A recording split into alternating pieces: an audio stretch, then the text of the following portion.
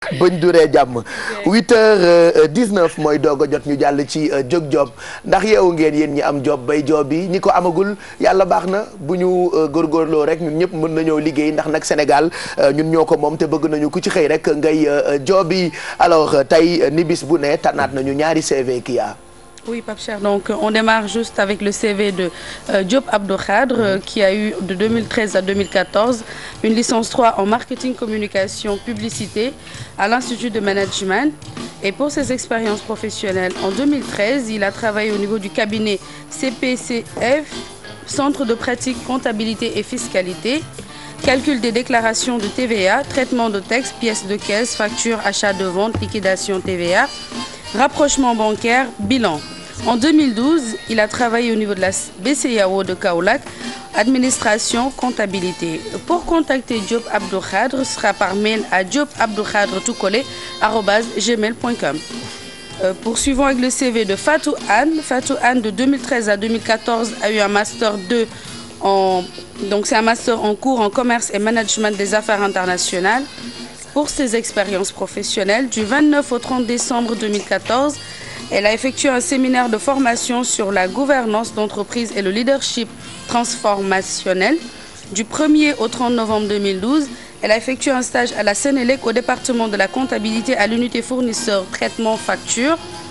De décembre 2012 à mars 2013, elle a effectué un stage à la Fédération Pencum Dakarou, partenaire local de l'ONG Child Fund Sénégal.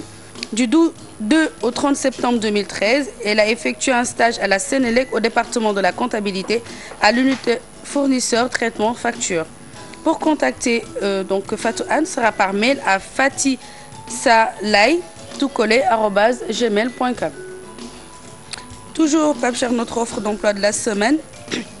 Cette société de la place qui est à la recherche de vendeurs et vendeuses en prêt-à-porter, chaussures, accessoires, hommes-femmes et enfants haut de gamme sur le secteur Dakar. Donc, c'est un magasin qui ouvre au mois de septembre 2015. Donc, il faut savoir réaliser des ventes de vêtements et d'accessoires, faire la réception de marchandises, l'étiquetage, la mise sur cintre, tenue des cabines, la mise rayon, le réassort. Donc, vous accueillez les clients et les orienter en fonction de leurs désirs.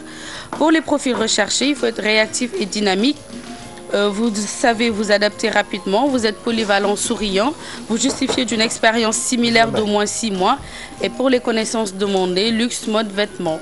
Pour contacter donc cette société sera par mail à contact@skykingsclothing.com. C'est tout ce que nous avons aujourd'hui comme CV. donc ñoom ñaar on leur souhaite bonne chance en plus des CV am na itam ay conseils yoo xamante ni da nga koy joxe chaque matin pour ñu wut liggéey. di dox ci exactement, Pape Cheikh, toujours donc avec notre deuxième candidat qui a effectué donc un séminaire de formation sur la gouvernance d'entreprise et le leadership transformationnel. Je l'avais dit la dernière fois, c'est toujours important de parfaire. De se parfaire, participer à des séminaires courts. On voit très souvent dans certains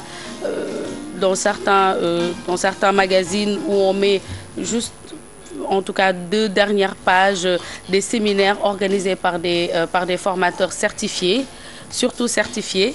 Donc, ça vous permet, ces séminaires de formation, d'acquérir plutôt des fondamentaux ou de renforcer des compétences pédagogiques dans un domaine ou dans un autre. C'est toujours bien, c'est des séminaires courts en général d'1 semaine. Je pense que toi tu as effectué un séminaire en développement personnel. man mi waaw. yow yaa ngi bëgg a dugg ci man de man. dugg naa dama bëgg génn. ok mais yooyu dafa baax bu fekkee da nga am liggéey c'est toujours bien nga dem sàkkuwaat xam-xam. mais damay jël exemple. et séminaire yooyu ça sert souvent. c'est bien que nga expliquer leen un peu par rapport au développement personnel li nga xamante ne moom nga ci acquérir est-ce que ça t'a permis par rapport à ton évolution. bah oui ça m'a beaucoup aidé xam nga développement personnel lu tax mu am solo mooy on t'apprend naka ngay nekkee ci entreprise bi te entreprise nekkin la souvent tu vois nit bu war a liggéey par exemple heure de travail am di 8h midi.